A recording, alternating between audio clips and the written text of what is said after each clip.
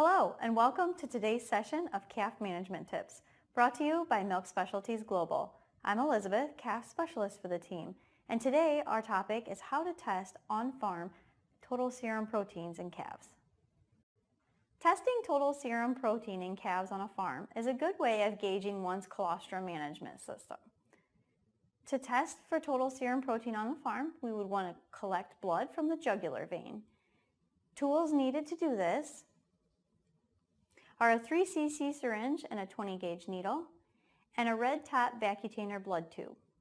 One must ensure that the calf is somewhere between 1 and 7 days of age and is not dehydrated, as dehydration can cause false elevations in the total serum protein numbers.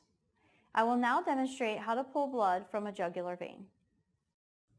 To obtain a blood sample from the jugular vein of a calf, I first like to stabilize them by backing them into the corner. And then I like to put their head between my legs to stabilize their head with my thighs.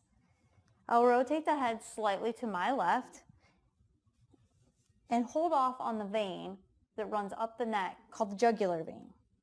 For this video, we've shaved it for demonstration purposes.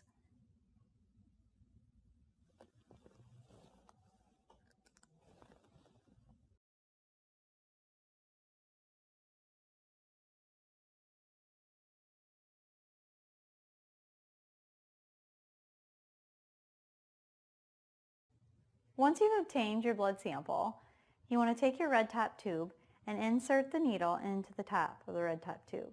Do not apply pressure to the plunger of the syringe, as this could cause damage to the red blood cells and obscure your sample. Once your blood sample has been collected and has been allowed to sit undisturbed overnight, 12 to 24 hours preferably, you will get a nice separation of the serum and the red blood cells. The clot will fall to the bottom and the serum will rise to the top. Once we do this, we'd like to collect a small amount of the serum, enough to cover the reservoir in our refractometer.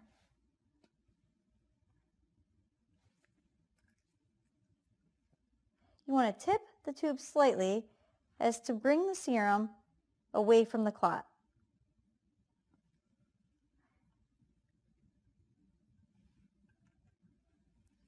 You're going to use a grams per deciliter scale on your refractometer.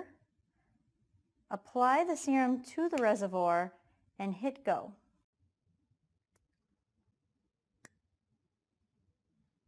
Our results for this reading is 5.7 grams per deciliter. What this means is we have adequate passive transfer of this calf. The scale that we like to use is below a 5.2 is a failure of passive transfer. 5.2 to 5.5 is marginal passive transfer. 5.6 to 6.0 would be adequate passive transfer, and above a 6.0 would be excellent passive transfer. Thank you for joining us for this session of Calf Management Tips.